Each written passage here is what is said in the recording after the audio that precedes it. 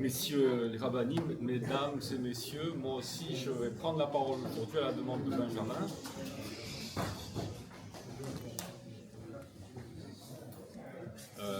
Benjamin m'a demandé de faire état de mon témoignage sur ce que j'ai ressenti depuis que j'ai commencé à étudier la Torah. C'est pas un exercice facile de faire un témoignage parce que ça force à parler de soi et je pense que vous êtes nombreux ici à être comme moi. C'est quand même quelque chose qui va heurter la modestie. Donc ce que je voudrais d'abord dire, c'est que je vais faire la leçon à personne. En ce qui me concerne, c'est 1 heure par semaine. 1 heure par semaine. C'est pas beaucoup quand même, 1 heure par semaine. Je ne vous cache pas que je préférerais faire plus. J'aimerais un jour faire plus et j'espère un jour faire plus. Donc ce que je vais vous dire ici, c'est un petit peu comment j'y suis arrivé. Ça ne va pas être long, je vous rassure. Parce qu'il faut quand même que vous compreniez en fait où on en est, où j'en suis et où j'espère arriver. Alors, en réalité, à part quand on vient d'une famille très religieuse et où c'est une évidence, c'est une grande chance je pense, eh bien on est aussi nombreux à y venir progressivement, sans quelquefois s'en rendre compte. Ça peut commencer par un Dvar Torah, et vous avez vu déjà, juste avant moi, avec quelle facilité nos rabbinim peuvent parler. Nous, on vient tous les trois avec nos feuilles. Eux, ils n'ont quasiment rien avec eux. Ils vous citent dans le texte les plus illustres de nos chachamim. Et ça, c'est quelque chose de quand même incroyable. Quand vous écoutez nos rabbinim, quand vous écoutez un Dvar Torah, quand vous avez la chance, comme moi, d'être entouré par des gens, vous allez être surpris. Mon épouse, ma mère, ma belle-mère qui est ici, ce sont des gens qui écoutent de la Torah. Et mon épouse m'a incité et m'incite encore à écouter de la Torah. Et ça commence aussi comme ça. Eh bien, on se dit à un moment donné qu'effectivement, on peut aller plus loin. Et quand tous les samedis matins, vous lisez la paracha et vous lisez la traduction de la paracha, je suis sûr que comme moi, vous vous posez toutes les questions possibles à chaque phrase. Et quand vous avez la chance, comme moi, d'avoir eu à un moment donné une sollicitation de Moshe Chen qui est ici, pour étudier la paracha, eh bien, vous foncez, et 1 heure par semaine, pendant quelques années, avec Moshe, je le remercie, j'ai commencé par étudier la paracha. Je n'ai pas commencé par la Gemara, je n'ai pas commencé par des choses très complexes, même si c'est très complexe, mais on a commencé par ça. Et puis, pour tout un tas de raisons, j'ai continué, et finalement, maintenant, 1 heure par semaine, le matin, à 6 heures, je viens ici pour étudier avec le rabbin de Sharemet, notre rabbin, avec Benjamin. Et déjà, il a été dit tout le bien qu'on pense de lui. Et il m'a demandé qu'on n'insiste pas trop. Alors je ne vais pas insister. Mais j'insisterai un petit peu. Alors, quand vous en arrivez là, vous vous dites au début c'est par mimétisme, c'est par curiosité. On vous dit que c'est bien d'étudier. Alors bon, moi j'ai étudié dans ma vie, je continue à étudier dans ma vie, plein d'autres choses. Et donc vous vous dites, bon ben je vais étudier aussi. Et puis, quand on vous demande comme ça de faire un témoignage, vous faites un bilan quand même. Vous dites, qu'est-ce que ça a apporté? Et ce que, en fait, vous ressentez, c'est que, sans vous en rendre compte, vous avez quand même changé de comportement. Au fil des années, vous changez, vous améliorez, vous avez des témoignages autour de vous, vous avez une épouse qui peut vous reprocher d'avoir oublié de sortir la poubelle, mais quand même, qui vous dit que vous vous êtes amélioré, que vous êtes moins coléreux, que vous êtes moins susceptible, que vous arrivez à plus dialoguer, etc. Et ça, c'est déjà une grande chose. Et en fait, vous vous rendez compte que c'est parce que vous étudiez. Donc ça, c'est quelque chose qui m'a semblé déjà particulièrement important. Et puis après, vous vous rendez compte que progressivement, vous êtes passé, c'est pas de moi, d'un statut de croyant à un statut de sachant. Parce que vous étudiez, donc vous commencez à accumuler du savoir. Et ça, quand on commence à accumuler du savoir, ça veut dire que quand on fait ensuite les choses, c'est beaucoup plus simple. Quand on vous dit il faut les faire et il faut y croire, vous allez le faire. Mais quand vous arrivez à comprendre et à accumuler de la connaissance, vous allez faire automatiquement, vous allez faire spontanément, vous allez faire avec plus de joie. Ça, c'est aussi quelque chose de particulièrement important, il me semble. Donc je voulais vous le dire. Quand j'analyse maintenant ce que m'a apporté l'étude, puisque ça a été la demande de Benjamin, en fait, il y a des aspects rationnels, il y a des choses que vous pouvez expliquer dans ce que vous apporte l'étude. par exemple, dans ce que vous apporte l'étude, c'est que vous apprenez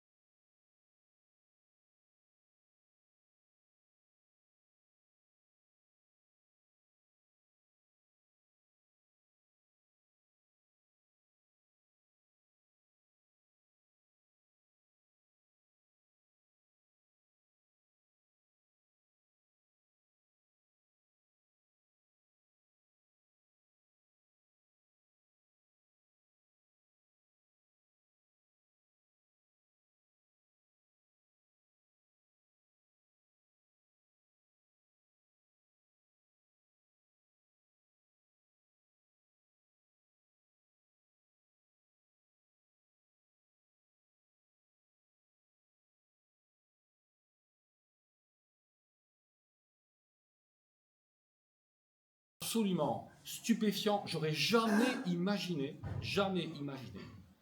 la manière dont on doit aborder l'étude et l'intellect qu'on doit mettre dans l'étude. Et c'est vrai, ça a été dit, je crois, par Jacques, c'est vrai que je l'avais déjà constaté avec Moshe, je le constate à chaque fois avec Benjamin, et avec Philippe Castellan aussi, il faut quand même énormément bouger ses méninges.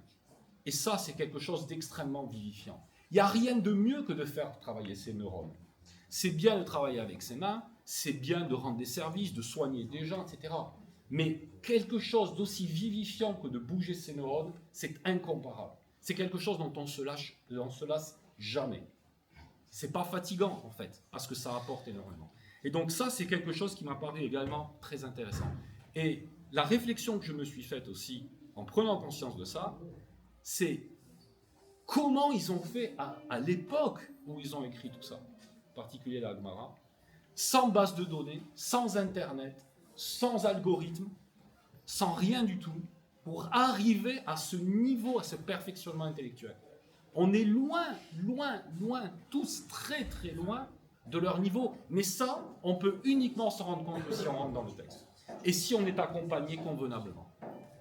Par exemple, grâce à ça, grâce à l'étude, j'ai demandé à Benjamin, mais je ne suis pas le seul, de me donner, comme je n'ai pas la possibilité de venir tous les matins, de me donner des livres pour continuer un petit peu tous les jours à aussi lire des paroles de Torah et des réflexions. Il m'a par exemple donné, il n'y a pas très longtemps, le livre du Rav Bechaye. Rav Bechaye, 1000 ans, c'est ça Benjamin, 1000 ans. Si vous lisez ce qu'il a écrit il y a 1000 ans, vous vous dites, mais c'est incroyable, c'est actuel en fait. Un raisonnement, une logique, une profondeur. Il vous explique par exemple dans un premier chapitre, de façon extrêmement logique, pourquoi Dieu est unique. Et quand vous finissez son texte, il vous faut du temps pour le finir. Et quand vous finissez ça, vous vous dites, ok, c'est bon, j'ai compris, j'ai pas besoin d'aller plus loin. Et ça aussi, c'est quelque chose d'extrêmement important, c'est vivifiant de vous dire une chose pareille. Il y a des choses rationnelles dont je viens de parler, et puis il y a des choses beaucoup moins rationnelles. Par exemple,